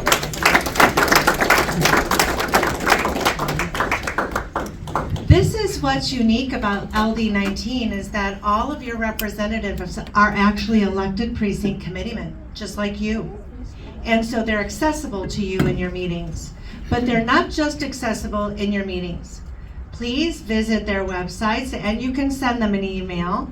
And they need your help too. They need to hear from you as to what you would like to see, because they need to write good bills. And good bills come from great citizens. And I know that you all are great citizens. One of the things I'd like to express about abortion, and I learned this from my daughter who speaks on Right to Life. I am not aware of a life-saving procedure in an abortion. It doesn't save a life. Someone's life is sacrificed in an abortion. Also on the border, everything that we are seeing is human trafficking. Our federal government is human trafficking. Are we going to stand and accept this? No. Because just this week, they're dropping them off on the streets of Tucson by busloads. It's time to stand. We are here for such a time as this. Now, I'm going to amend my address because we don't have time and we have other important things that I'd like to make sure that we get addressed. But I do want to give you just a few important things. January 27th is our AZGOP state meeting. If you are a precinct committeeman in any of your counties and in Legislative District 19 Pima, you will be getting your information regarding a call to meeting. Recently, myself and your subcommittee chairman, Eileen Wilson, sent you an email that had very important information with deadlines regarding nominations process, bylaw changes that can be submitted, resolutions, and memorials. They're looking for several officers for the state committee as well. There are different deadlines and there are different people that are chairing those. So please read that communication carefully and please respond to it as necessary.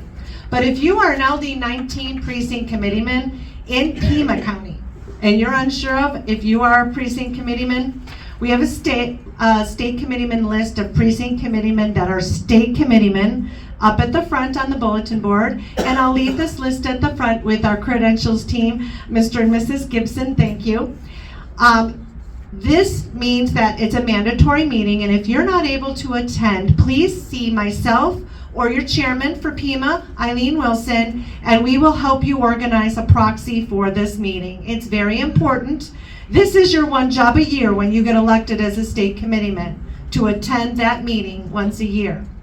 So please keep that on your calendar. There's a sign-up sheet in the back for Citizens Renewing America. This is Russ Votes Group. This was the FBI speaker that came, the whistleblower Steve Friend, to our area here at the United Republicans just a couple of weeks ago. They've made it very easy for you to get updates. All you have to do is fill out this piece of paper. I will send your information in to Leslie White. She will add your phone number and email in. You'll start receiving emails. Russ Vogt was an appointee of the Trump administration for the Office of Management and Budgets, and he's giving us important updates on calls weekly. So on Thursday, you'll start receiving a call from a 202 Washington number that you can join and listen in to the latest, including information happening on January 6th prisoners and many other things that they're working on in election integrity. So if you sign this up on this, you will receive those calls automatically. Just makes it easy. Even if I'm in the grocery store, I'll put my earphones in and listen in, and you can ask questions as well. We have some important dates coming up, but I want you to know that Turning Point is going to be at America Fest with some great speakers, and you can go. In fact, Turning Point has made it very easy for you. So December 16th through the 19th, if you wish to go to America Fest and maybe speak or see Matt Gaetz, Marjorie Taylor Greene, I believe we've got Eli Crane, Candace Owens, Riley Gaines, Mike Lindell. There's a million great speakers, and you can go free.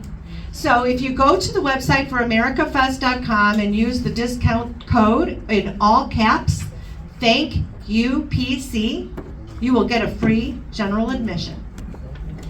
Thank you PCs. Now, also the candidates are going to be turning into their signatures, so make sure that you are getting either with your candidates or go to Equal and sign for your candidates. They need those signatures so we can get busy. Also, I know that we are working on several elections coming up in 2024. We have our presidential primary. We also have PC elections. Yes, you all have to go and get elected. So coming into the first quarter, we will actually be able to do a lot of that in our own meeting. You need about 10 signatures for most of you. And so you can get 10 signatures right in your meeting. Normally, a lot of your precinct committeemen are in meeting with you, and then you can go out and get your other signatures. So just keep in mind, we'll be moving into that, as well as our delegate elections, which will be held for LD19 Pima right in the legislative district. That's the difference in our legislative district. If I had an opportunity to present in the state how we've organized our legislative district, it really is the model and the footprint for a multi-county legislative district in this state. There are actually two pluralities when you look at our district. Most pluralities in Maricopa County touches 20 legislative districts. And so when they have a plurality issue, it carries both these. But in our legislative district, we have two pluralities. Our plurality of our voters resides in Cochise County. Cochise County, #1 registrations are Republican. We are #1. We are red. We are the stronghold in Cochise. In Pima County, they hold the polarity for the population, which is what created the need for a subcommittee within our ARS statutes. And you elected a fabulous representative, and your subcommittee chairman, Eileen Wilson, has been doing a magnificent job. Thank you, Eileen. And because of that structure, we organize properly. When we have our meetings, we caucus separately as Pima County to elect those state committeemen and such. So if I could share this model of our legislative district, this would be the model that the state should be using. Because I know that I am welcome in Graham County at the Graham County Republican meeting, and I've been having great collaboration with the Graham County committee leadership there and Marianne Klontz. I also am working very closely in Pima County. I also work very closely with our Santa Cruz County representative, because as you understand, we have a Republican chairman that supports Democrats in Santa Cruz County. But we are active and engaged in all our counties, and one of our goals in 2024 will be making sure that Greenlee County has precinct committeemen and a committee chair. So we're working really hard to create a very strong legislative district for you. Please share that information with others in the state. We are working together. We've solved those issues. We have moved way past that, and we have one of the most engaged, most educated group of precinct committeemen in Pima County, Cochise County, Santa Cruz County, Green Lake County, hopefully, and in Graham County that I've seen in several years. So let's get that energy up and moving. People are discouraged. Let them know that the best is yet to come. This is a time to stand. Don't sit on the sidelines and wait and say, who? Step up and say, I will. Now, I have a few announcements that'll come at the end of the meeting, but at this time, I am going to open up for a brief moment of about 10 minutes of Q&A. Because we have so many questions and issues. You have your representatives here, which I unfortunately had to cut short today, and you've got some great candidates here. Also, would like to address any concerns. So if you would like to, and if there is no one, we'll just move on. If there's any questions of any nature that you'd like to address within any of us, please feel free to raise your hand and ask your question now. I'll recognize you. Yes, Shirley. Yeah, what time is that call this coming Thursday? I signed up for it at another meeting. They come at 2 o'clock. 2 o'clock. Yes, so at 2 o'clock on the dot, you'll get a 202 phone number calling in, and you could just mute it, and they mute you all anyway. That's the Citizens Renewing America Rust vote. I believe, Eileen, you had your hand up? Yes, I have this question for Representative Lupe Diaz. So, you mentioned about your procurement bill against foreign enemies. So within that bill, I'm just really curious, are you going to be asking for a change in the immigration law then regarding the EB-5 visas? I don't know. Well, how would you prevent that unless you ask? That's my question. Let me ask you a question here. What is that? Describe that to me. And The EB-5 visa? The EB-5 visa is where foreign people can come to the United States, invest $900,000, employ X amount of U.S. workers, and then they get their green card after 2 years. So my question is, if that is still available, which it is under immigration law, how will your bill address that part of the immigration law? The procurement bill, all it does is prevents foreign entities prevents our agencies from buying. So that's part of the EB-5. They come in, they can buy land, they can buy investments. Well, that's another bill. That's a different bill altogether. And so is there a bill to do away with the immigration of the EB-5? That's my question. There was a bill last year. That didn't make it through, and so we will probably bring that one back up again because that one prevents foreign entities from buying land. So it would be a change in the immigration law. That is federal. That would be federal. Yeah, so my biggest question is how do you put forth then a bill like that when you're looking at a federal problem with an immigration? Maybe that's why it didn't make it through. Okay. Yeah, and we can look at that. I mean, we can really look at that and see how that works. And Yes, sir. since President Obama sued us when we did the 1070, the Mighty Kings, as I call them, or Supreme Court, ruled in the federal government's favor and said, we only have so much control over our own border. When we were trying to get control of our border, we were trying to do that in the early days. And we always get these administrations from the federal government, from the Dem side, obviously, who want open borders and just let people in instead of securing this thing. So we have a fight with the federal government just as well. Yeah. And that's a sovereignty issue. I'll check with you on some of the details with that one. Okay, thank you. Because I really want to understand that one. Is your question for the representative? It's either for Representative Diaz or Senator Dowling. When it comes to immigration issues, right now we have a large group of our population who takes advantage of cheap labor, and they tend to be on our side of the aisle. Why hasn't there been more action to encourage and increase the amount of prosecution of people who employ illegals? I believe that's something that could be done at the state level. It's not just a federal issue. So once again, when you talk about that, it's who who can prosecute, right? The legislature can. I mean, you know, our Constitution has 3 branches of government. But So you we can give the establish a law. laws, we give the laws to do it. And it's up to our executive to start the process of doing that, and then it's up to the judiciary to take it up and do that. But I will tell you, I mean, that's bad enough, but I don't even know if it floats up to the top of what's happening now with the crisis with the drugs and I mean, it's all cartel now. There are no coyotes anymore. Remember, coyotes used to bring the illegal aliens up, and now it's a cartel, and they killed off the coyotes because of the competition. Organized crime. It is, right? It's a mafia situation. So that's part of it. That's definitely a major part.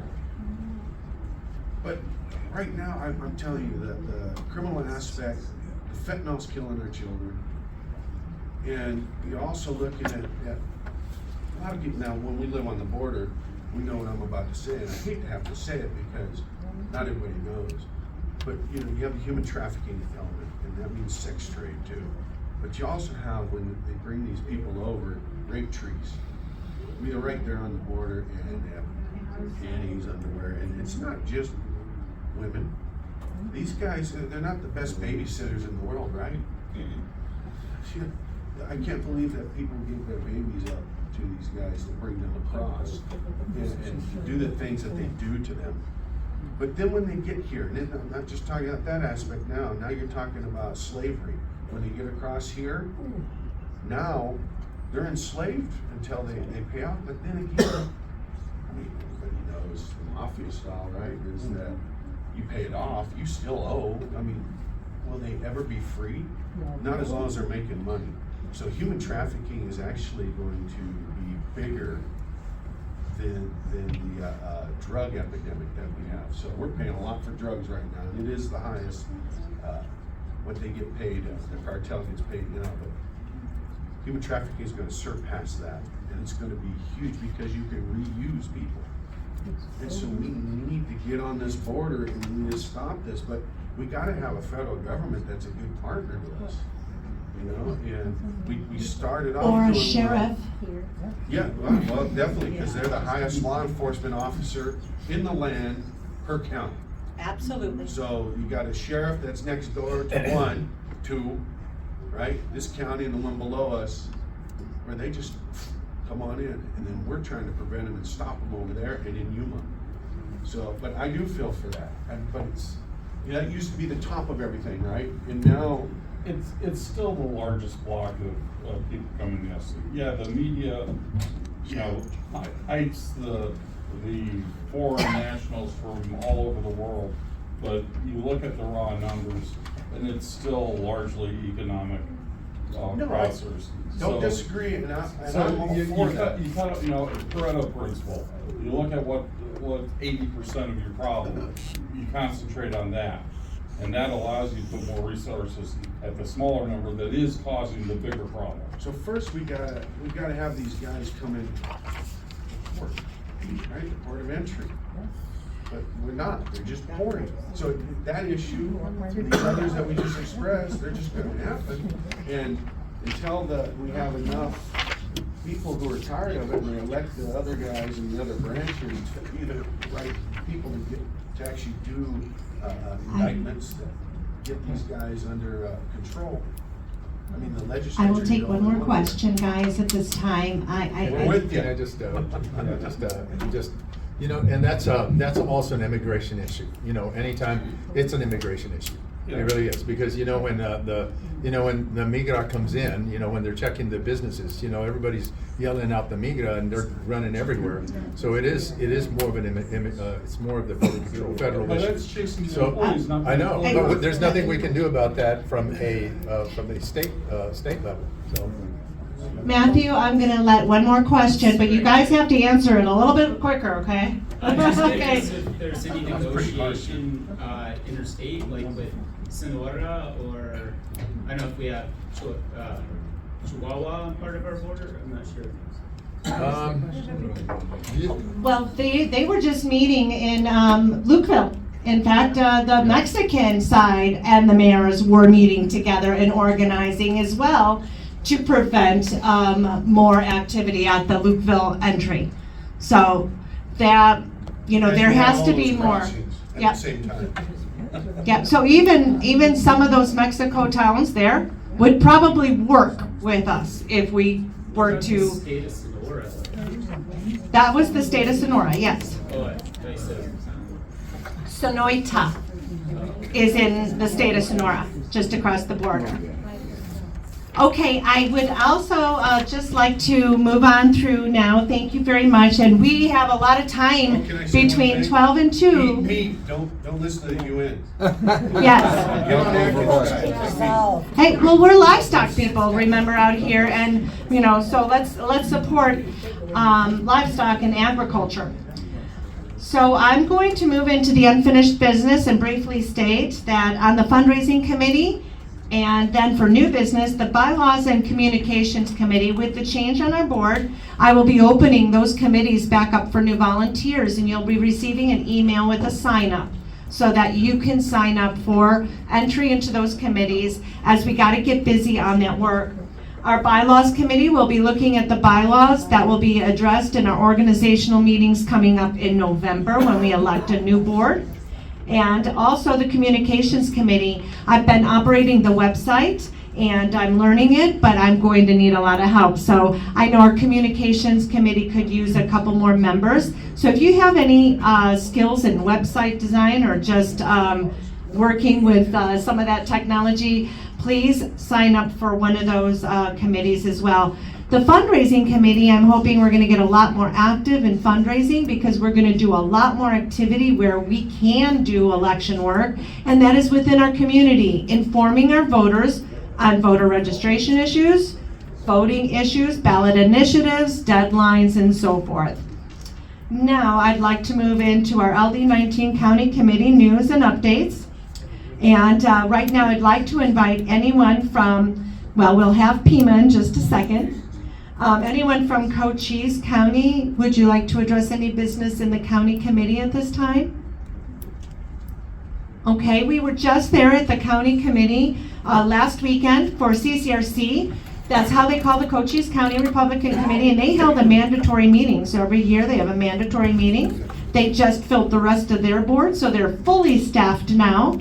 And they're working on getting a lot of the bylaws issues that they've had addressed as well. So Cochise is coming along great. Graham County, is there anyone that would like to address anything from Graham County? Keith, would you like to state anything? We have filled our pre-seed allotment again. We've got exactly 100. In the interest of time, I'll just let that be the report, and we'll circle back next month. Thank you. Do you guys have a date yet for Lincoln Day dinner? It's literally President's Day. I don't know the date without looking, but it's that Monday at noon. Yes, okay, so President's Day for Graham County Lincoln Day dinner. Stay tuned, we'll share that information as they get that posted, so you can go and participate in that community as well. And Santa Cruz County, any updates from Santa Cruz, Suzanne? You're good? Okay, I have asked our officers not to give a committee address today. There are reports on the back table for those of them that have prepared them, if you're interested. Now I'd like to recognize your Pima County LD19 Subcommittee Chairman with some important information, Eileen Wilson. Thank you. Say that again? You want to bring the board over there? Okay.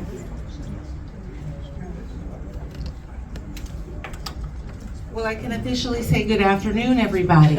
So first, very quick, I have my report for Pima on the back, and I'm not going to go through the whole thing. There's only one thing that I want to talk about, is the presidential preference election. That is very near and dear to my heart. And as your Pima LD19 subcommittee chairman, and also I was just this past week also appointed as the member at large for Pima County Republican Party. Thank you. So I have these postcards. These postcards, Rise Up and Register to Vote Presidential Preference Election. I will have these available. We need to go and get our walk lists. We need to hit the independents and the parties not designated. This is all pre-filled for you in the back. You just have to put your name, your precinct number, and your contact information. You can mail them, you can walk them, you can knock them. When you need some lists, please come to me. We need to do this. This is the best time we will have to get those that have not committed to be Republicans. Thank you.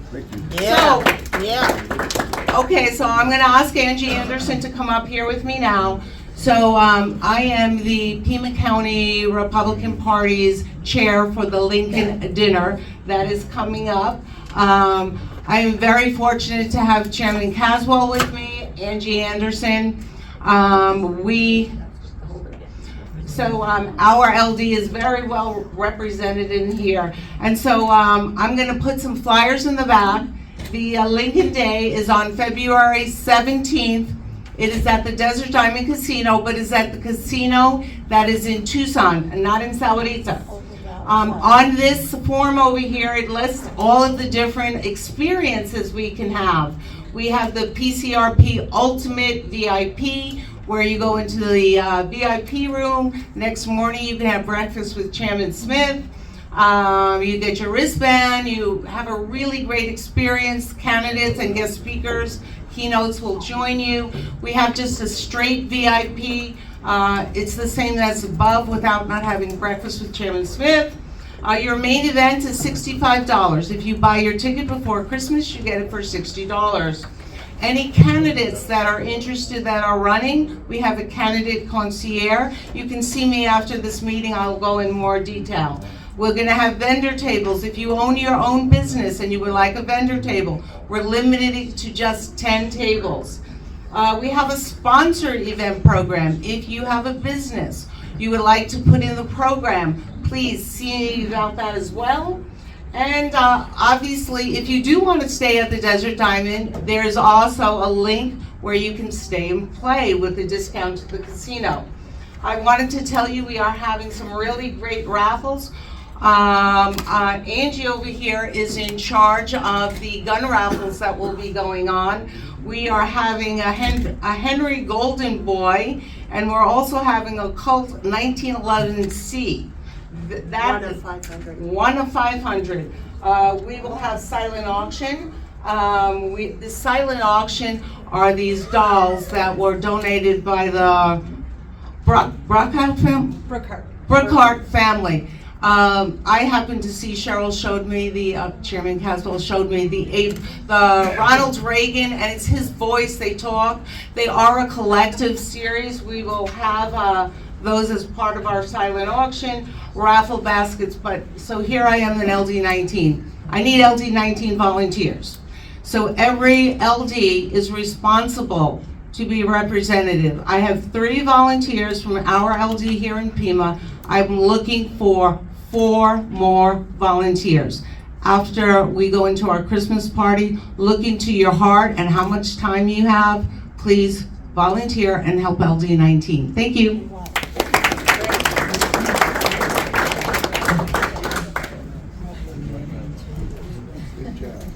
Those are going to be some fabulous guns to bid on and buy your raffle tickets. Thank you, Chairman Wilson.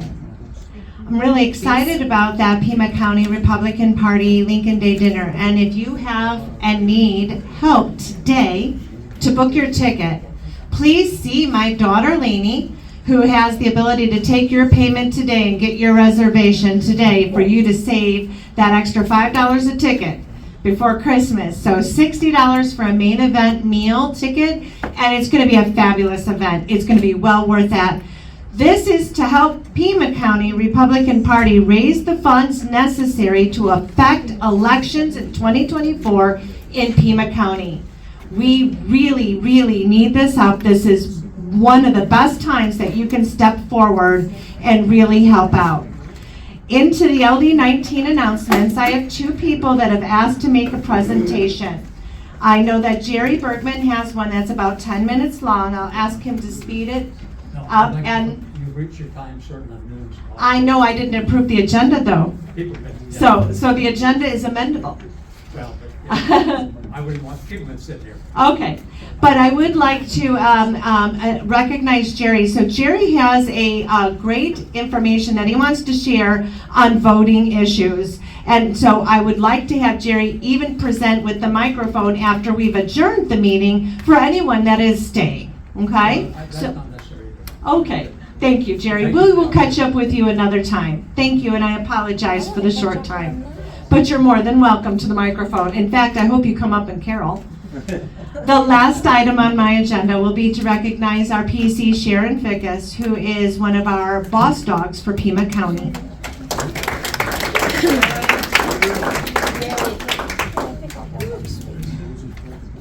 Most of you know I sent out a newsletter for Board of Supervisors focusing on the Board of Supervisors for Pima County. There's a couple things real quick. As you know, our Board of Supervisors for Pima County, they hand out millions of dollars every week when they have a meeting, and there's just not enough millions for them to give to the legals. And yes, it's still going on. But one of the interesting things I want you to know about was their agenda number 14 that passed on the 7th. A full title is some long title about Pima County Prosperity Initiative. There is a 38-minute podcast that's posted on Garrett Lewis. Look for it for December 7th. It's 38 minutes. It's not the whole meeting. But he and Supervisor Christie discuss some of the details of what that is. But if any of you are old enough to remember the LBJ Great Society, can you remember any of that? Yes. Well, that's peanuts compared to what's happening on this initiative. So go ahead and look it up. I won't bore you with the details because Supervisor Christie does a great job on that podcast. Another thing, number 2, there's a memo. You won't get it in any of the agendas, but when I send it out tomorrow night, I do attach it. Teresa Cullen, do you remember this doctor? Yes. And how she did all the mandates and well, she was promoted as a state health director, and she failed. They got rid of her, thank goodness. But she also failed. One of the reasons she failed was because she lied. She said that any of her health directives, any of her information that was promoted to the Board of Supervisors, well, they passed it. It's not her fault that they liked it. And so she basically would not take responsibility for any of those mandates that closed us and closed the businesses, closed the schools. No, that was all the fault of the supervisors because they never asked her for more information. But anyhow, why is that important now? Because she now has an emergency declaration for public health emergency. It's coming. There's supposed to be more news by the next board meeting. And she said, she wasn't clear, but she said it's to help health and, what was her other buzzword? Security and health. But she didn't say whether it was for the illegals or for the residents. So anyhow, it's coming, and you know she's up to no good. So, but there is good news. There's some good news I have to share with you because we have 4 wonderful Republican candidates for 2024. Aren't we lucky? And so it's going to take a lot of work for not only the presidential, but all these others. We have to work really hard. You thought we worked hard for that Tucson election? That's nothing compared to what we have to do. We all have to sign up. Pull up your big girl pants, put on your running shoes, and get ready to work. Thank you.